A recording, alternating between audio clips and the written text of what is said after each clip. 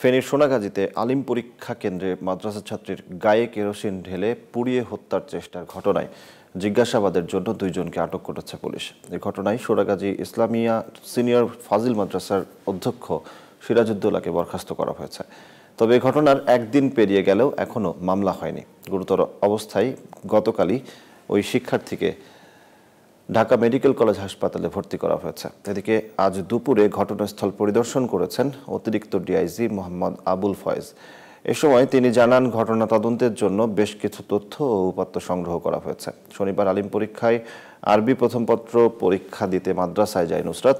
পরীক্ষা শুরুর আগেই তাকে ছাদে নিয়ে যায় কয়েকজন শিক্ষার্থী। এ সময় নুসরাতকে শ্লীলতাহানির অভিযোগ তুলে নিতে হুমকি দেয় তারা।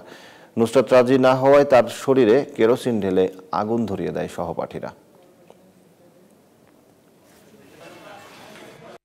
দুই দিকে দুই অ্যাঙ্গেলে বিভিন্ন বিকল্প রেখে আমরা তথ্যগুলো বিশ্লেষণ করতেছি। এটা মেয়ে আসছে, আরও কিছু আছে, গার্ডিয়ান আছে, তারপর আপনার শিক্ষক আছে, যারা ইনভিজিলেটর ছিল তারা আছে। তাদের সবার কাছে জিজ্ঞাসাবাদ করে তারপর একটা কিছু বলার মতো আসবে বলে মনে করি।